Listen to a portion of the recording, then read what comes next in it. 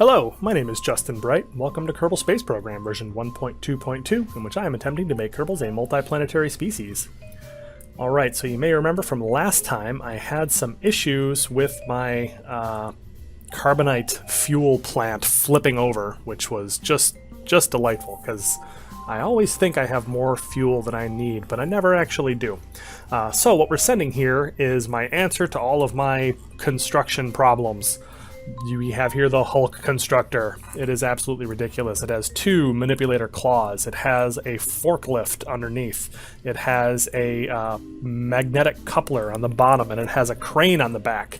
I also have a couple of these magno pads, which I was lamenting the need for in a previous episode where I was not able to target things directly with the crane, and it was making me very sad. So this thing should be a lot heavier, a lot more capable, and if I'm not mistaken, all of these individual construction parts are going to combine and for the Kerbal attachment system extension of range and weight and so forth, I think.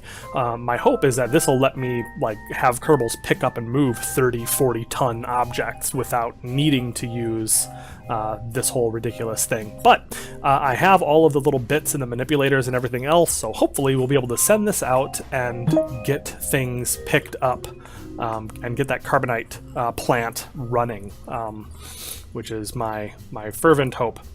What I'd like to do is get that thing running and then conduct some science. So let's get this moving. All right, so 3, 2, 1, launch. All right, so this thing starts with just these 2 big heavy lift SRBs providing 100% of the thrust. I don't even have the Mammoth turned on yet, but that'll come on in a moment. But I just wanted to get a little bit of extra fuel because I feel like a lot of times I take for granted that I have enough quote-unquote fuel to do a thing, and I keep saying, oh yeah, I totally have plenty of fuel to do this, totally have plenty of fuel to do this, and then I really don't. And that's proved to be a problem more and more as we're trying to land things. I'm kind of taking that for granted, the amount of fuel that it takes to get to things, and just eyeballing things quickly and not giving myself much margin for error. And given this thing has a really wonky shape, I would like to give myself more margin for error in the future. So let's separate those. It comes off real nice and clean, very nice. And then we activate this Mammoth stage. So this feels like this is going to be a very smooth ride up into space. This should get us almost all the way into orbit.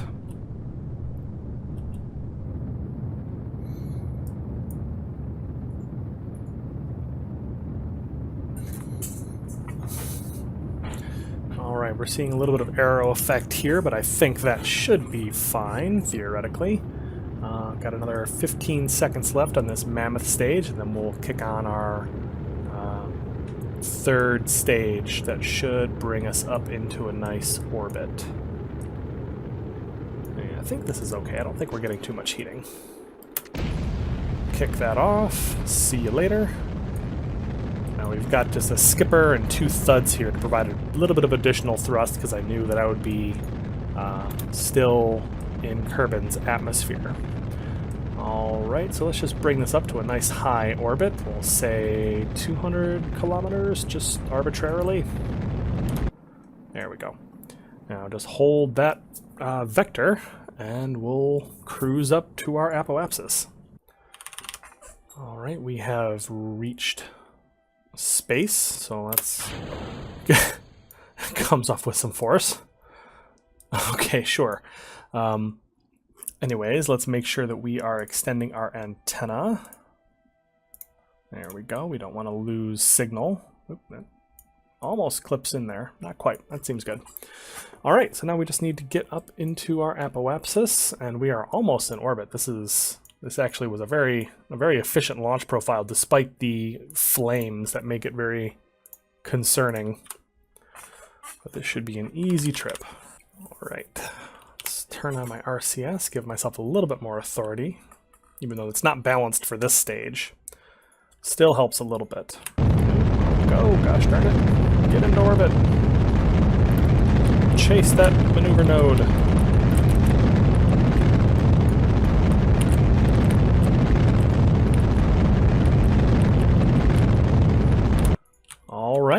Cool.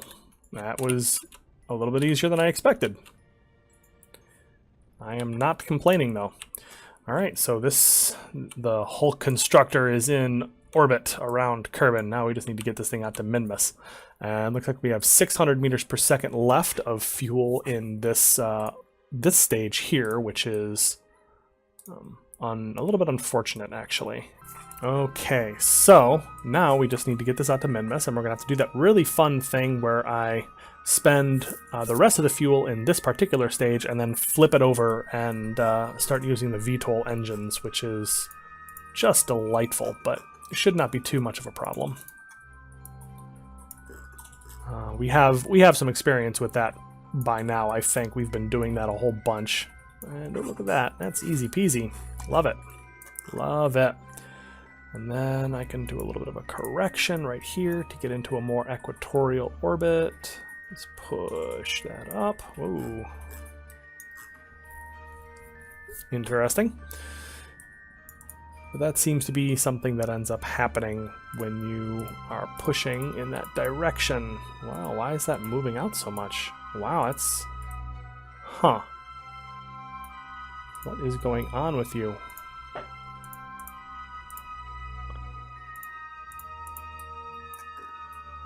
Yeah, I feel like I screwed something up. I think I must have been doing hundreds instead of tens last time. Let's push. Oh, for God's sake. For goodness sake. There we go. That's a little better. Let's push this up. Where is this node? Are you still on the descending node? All right.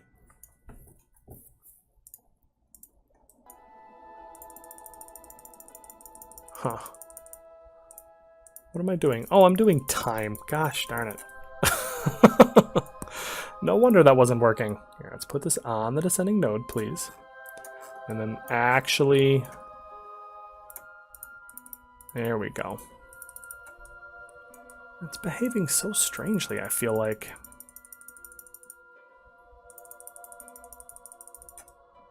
This is not... I'm not sure what's happening here. I'm gonna delete that node. I feel like I must have done something wrong with my setting that second node. Oh, you know what? That's because I was manipulating my second flyby. So this orange is the one that goes around, and then that's my encounter. And then the green is what happens after that. So that's a patched conic estimation of my next orbit that I was messing with, and I was wondering why that wasn't working on my current orbit. Gee, I wonder. There we go. Let's move that there, because theoretically that should still be in the same spot. And look at that. That's much better. Much better. There we go. Still hitting a little bit underneath, but we can fix it. Maybe we can fix it. I have no idea why this is giving me so much trouble. Look, whatever. We're just going to get there and then we'll figure it out on the way. And our higher orbit lets me time warp a little bit faster, which helps because I'm incredibly impatient. Alright, so we are going to start this burn a little bit early because I have to do that funky flip around maneuver.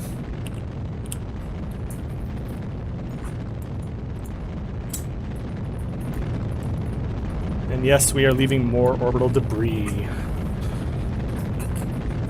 Makes me sad, but I'm also...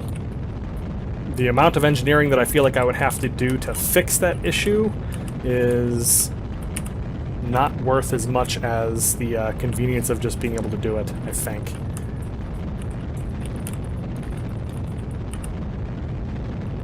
Because we got places to be, people.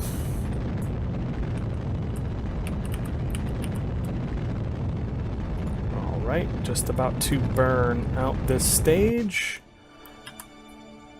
Throttle to 0, kick that off. Control from this guy.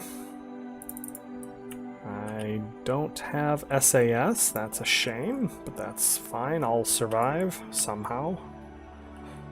And here we go! All right. Beautiful. Beautiful. All right, so I feel like this will probably have, this should have enough fuel to get out there. I know I keep saying that, but I think this time I'm actually correct. But what I'm not going to say is I have, oh my gosh, so plenty fuel. So I feel like this is, I need to, ooh, what just happened there? I feel like it just automatically got kicked into my second node, and I'm not ready for it yet. Here, let's just turn that off. Get myself out there. Am I at my descending node? I'm not yet. Alright, so now let's make a correction burn. But yeah, I feel like the issue that I keep having is that I'm very much assuming that everything's gonna be fine. I have tons of fuel, but I need to be behaving as if I don't have enough fuel a little bit more often so that I don't encounter those same issues. Why? I don't understand why that is. This is so strange. I feel like my nodes are not behaving in the way that I would anticipate them to. And I don't much like it. So let's just turn that off. I am just going to push up until I have some kind of encounter. I'm not going to worry about it so much. Exactly how good this encounter is from here. Although, oh my gosh, it's really not good. Here, let's use the RCS to more precisely get ourselves into position here. Oops, other way, backwards, there we go. Yeah, I'm really not sure what's happening here. Alright, well anyways, we are on the path to get this thing into orbit around Minmus, and hopefully that should have enough fuel to get down. I think it should be fine, theoretically. That's right, I'd use the fuel out of those. Okay, so let's start on our next task. Alright, while our Hulk constructor is on its way out to Minmus, I figure it's time to send some love up to our intrepid astronauts up on the KSS. So I have installed all the science that I'm missing because I've unlocked some things in along those nodes that I've been using. By the way, 3, 2, 1, launch. I've gotten some new science, and I've stacked all of the new science in these two science carriers and built myself a shiny new return capsule for that, so that we can get some science moving while we are working on building our base, because we're going to be sending some stuff to and from Minmus, so there's going to be some time warping for days and days, so I might as well get some stuff, get some productive stuff moving as well. So let's see, stations, KSS, target, cool. Oh, look at that, it's right overhead too. I don't think that means I'm going to be able to actually get to it, but boop, knock those off. Yeah, so this thing is very small, kind of stubby. A little bit not thrilled with how it's handling. It's kind of sliding off to one side. I didn't think this thing was unbalanced. I thought I balanced this thing properly, but it's having a tendency to push in one direction. But yeah, I just have this little skipper stage, not even a full jumbo 64, just this little 48 2,000 fuel or whatever. And then we just have a poodle that's going to get us the vast majority of the way into orbit, and plenty of RCS and some science stuff. And I think I've attached on here a gravioli detector that I should have been using this whole time. Good to remember. Really, no science? No science to do? You don't have a gravity scan to do? Interesting. I feel like that's been changed.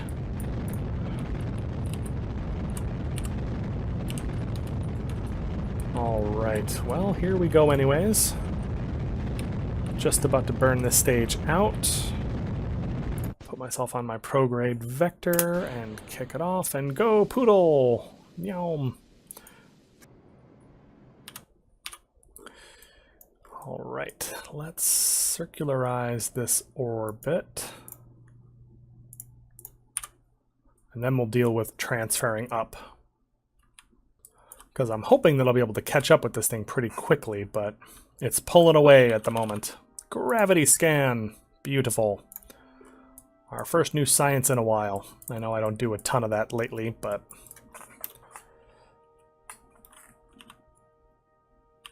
we got colonization to do.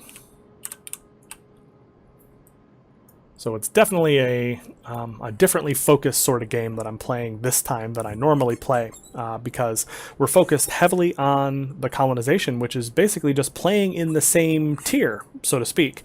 Whereas when I'm mostly playing by myself, what I do is I'm just kind of racing up the tech tree. I'm exploring the new technologies and the new types of rockets, and I'm trying to get to new places and things like that.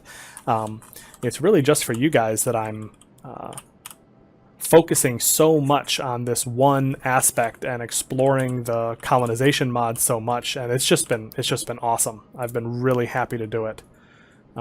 It's been a ton of fun actually playing in that, and then the way that kind of changes my playstyle such that I'm normally racing up the tech tree to get the new parts, but now it's more I'm focused heavily on trying to get bases constructed. And as the tech tree moves up around me, I get kind of this new feeling of like, oh, well, now I'm trying to do the same stuff with the bases, but with more capable parts and more science and more this and more that. And that is really cool, and I've been enjoying it. So hopefully it's been interesting for you guys as well. All right, looks like that is almost perfect, actually. Let's just change up how we get to the station. We'll be intercepting. Let's see, if I just do this, there we go. We are gonna engineer ourselves a lovely little intercept with the station. On the dark side, of course, it wouldn't be one of my videos if I wasn't having horrible dark side rendezvous. Oop, more gravity scan, but I don't actually have anywhere to put this gravity scan. Darn it. Well, that's fine. Whoops. Oh my gosh. Quickly to the maneuver node.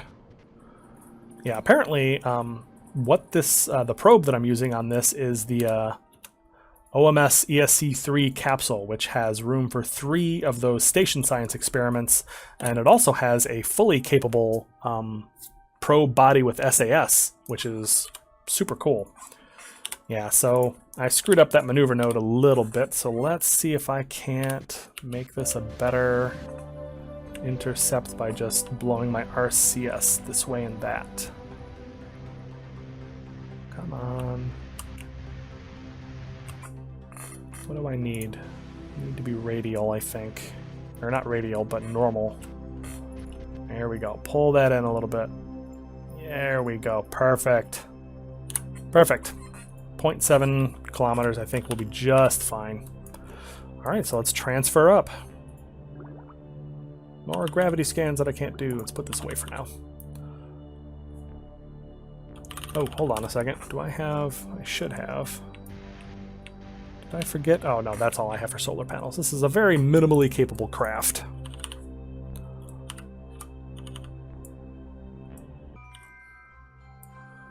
All right, we are about 30 seconds away from rendezvousing with the KSS, so let's get that a little bit. Oh, let's flip around. Oh boy, in loading range. So let's flip around and adjust our approach? Question mark? Doesn't seem to be having a huge effect. So let's just kill some of our relative velocity. There we go. Now we can move this thing around pretty easily. And I love that this particular thing has target, anti-target, directional SAS. Alright, so let's keep coming in, keep coming in.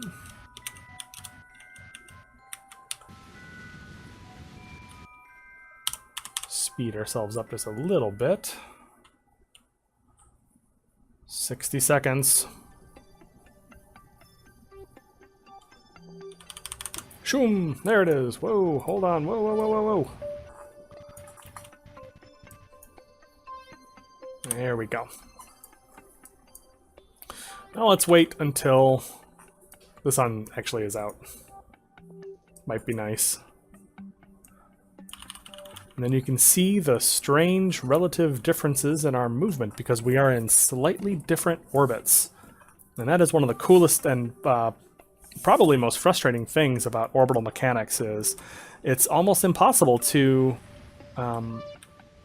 you just don't move more. You don't move more intuitively. Everything is in relation to your orbit. So pushing towards something doesn't actually just move you towards something. It actually adjusts your orbit all the way around the body that you're orbiting. So it can become very complicated to try to rendezvous with things. But at this range, I think we're just fine. So let's go ahead and open the docking shield. And we'll probably target this port here. That looks pretty convenient. And open up the handy-dandy Navy Fish docking alignment indicator, which is just my favorite thing. Oops, whoa, what am I doing? Things a little too responsive, perhaps. There we go. Get ourselves lined up straight down the target. So this puts us facing... this puts our docking port facing our target docking port precisely. And from there, it's just adjusting our speed, our relative velocity, as it compares to the various, as it compares to that docking port. So this tells us that we are off to one side and a little bit above, and it shows us, it's just such a intuitive way to see all of the different vectors that are happening when you're docking, because there's a lot of different types of movement that are happening that you need to be conscious of in every direction. Oh, this is a construction port. I am not going to be able to dock with this. At all, do you think?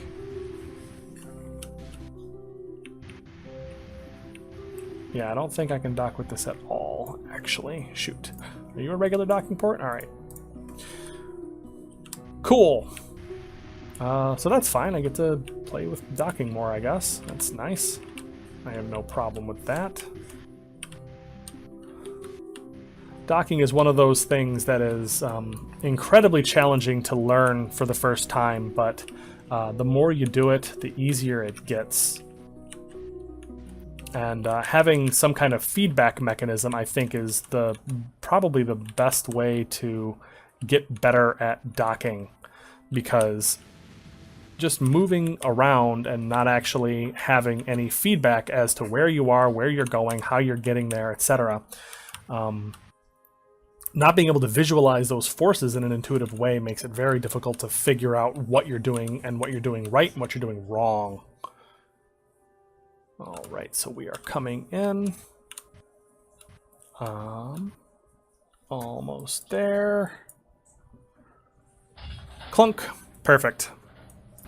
We are attached on there with a new bounty of station science to do. So we'll install the CFE, the capillary flow experiment, the... I cannot remember the name of these different things. Let's see, the material exposure experiment getting installed, the made in space Jebediah figure getting installed, and finally the constrained vapor bubble. So we have a whole bunch of science to do. It's delightful, lovely, in various places too. So let's see, we need to move our crew about. We have somebody, BSE Kerman. So I think the important part is we're going to want to transfer BSE Kerman, who is an engineer. How about I have you hang out in the expandable habitat? Pilot, Rayleigh Kerman. Well, the important ones are Meldo and Sangala at the moment, and I think both of them are in here. The mobile processing lab. Stop this research, transmit this science. Boom, a little bit of science. Still processing that stuff that I did in one of the first episodes. We have a lovely, lovely gravity data. Let's process that in the lab. gravity. Then we can transmit. Cool.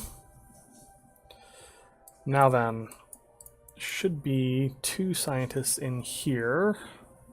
So Meldo, not in your inventory. I don't care about your inventory. Meldo, I want you to go... I think you need to be in this, the material platform, so you can start that research, maybe? Question mark? Deploy? Start MEE2. 1 hour lab time to get that started. What else? I got science happening all over the ship. Transfer to the material science lab. And we got 2 of our science things here. So let's start the CVB and the Maiden Space 3, so I should be able to get both of those at the same time. Of course, they're using different time scales here, which is a little bit weird. Alright, so let's just warp an hour, because I think we need to get this figured out first before I can really let time run. So let's say 1 hour. And I'll be right back. Okay, so end MEE2 preparation. Shoop. So now it's just prepared. So now we can start the exposure, which is going to take 40 hours. Oh, look at that. Oh, that's cool. Sample exposure rack. Ooh. And it moves it out. Lights on.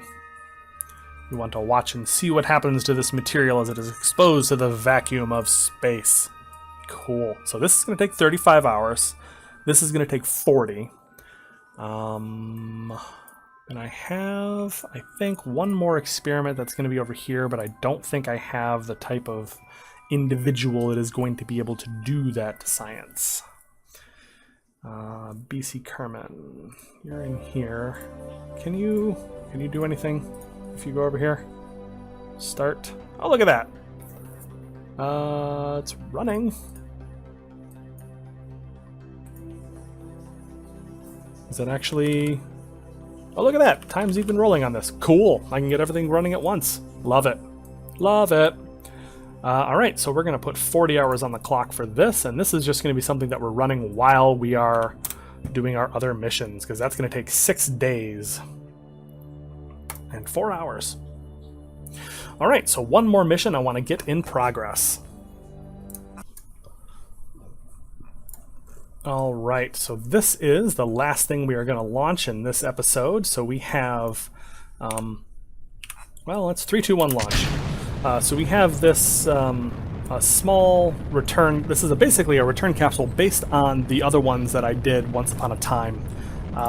In a previous episode where we were sending back science to Kerbin. So this is something in the vein of that, but it also includes a gravioli detector for our intrepid Minmus scientists to use. So what I'm going to do here is I'm going to send this out to orbit around Minmus, and this is something that the Minmus hopper is going to rendezvous with when I finally get that carbonite plant running and get that thing refueled, etc., etc. So there's a couple things that need to happen first, but while that's all going, we should get this headed out into that orbit. So while this is kind of getting up into orbit, I can talk a little bit about my plans for what is going to come next. So after I'm going to get this up into orbit, then we are going to be sending out our the Hulk construction bot. So when that thing finally gets out there, we will be setting up our carbonite miner and our fueling plant. We'll be getting a little bit of, hopefully I'll be able to get a little bit of fuel going into that thing right away, into the plant right away, and then I'll be able to send it over to connect with the rest of Minty Station. So that'll be step 1. Then I'm going to want to get the Minmus hopper refueled completely, and we're going to send that up into orbit to rendezvous with this guy here, this science return capsule, because it has that gravioli detector that I'm going to want to grab. Ooh, that felt a little dicey, but we're still good. Once I have that, I'm going to send the crew up into high orbit and then out of Minmus' sphere of influence so that they can get high orbit science and then escape so that they can get out into interplanetary space. So they are going to escape from Kerbin's SOI as well. Once I've done that, there's some more science that I can get, and theoretically, they should be able to level up to level 3. So then I'll be able to send them back down to land on Minmus, jump into their the colonization module, the pioneer module, one of those, and from there they should be able to level up and get to level 3. Then in future episodes, I'll be able to use those individuals at level 3 to level up all my other Kerbals that I'm going to send out there, because I'll be starting to send out crew, miners, geologists, scientists, non-astronaut class Kerbals. So let's decouple our fairing, kachoom, and extend our solar panels. And our antenna, beautiful. And we coast up into, whoops, a little bit high. We coast up into our apoapsis, and then I start to burn upwards a little bit as well because I missed my apoapsis a little bit as I was chatting. Yeah, so lots to do. But this should be fun. So the idea here is I would like to get that base kind of self-sufficient and able to create fuel, and that's kind of the first step. I have also done some planning for what we're going to do for our first base expansion, and we are going to be building some assembly plants. We're going to be building some mining bases that are separate, some unmanned mining bases that are separate from the main base that are going to be digging up materials that we can send back to Minty Station to process. And then we're going to be starting to set up those production chains. So that should be really cool. All right, so we have our intercept plotted. So let's go ahead and point down in that direction. I have packed this guy full of fuel, a little bit more than, okay, a lot more than I actually needed, but I want this to be able to intercept and rendezvous with the Minmus hopper, with the Minmus hopper never having to expend a drop of fuel to do that either time, because remember, we're going to be doing that twice. So I want to do that so that I can save fuel on that, and it was very easy because this thing is very small, very light, but it's just going to be going out to Minmus and then coming back, and it has plenty to do that. Like, it's got this 0.625 meter stage with a I want to say spark engine on there, and it's fully self-sufficient. It's got RCS and everything else, and a little heat shield to bring it back in. So we should be able to send this out, maybe smash this thing into Minmus or something, and then have this thing do all of that orbital operation, and then come on home to return all the wonderful science. But I think, unfortunately, that is all the time I am going to have. So we are going to have to see the rest of that in the next episode. I'll see you next time.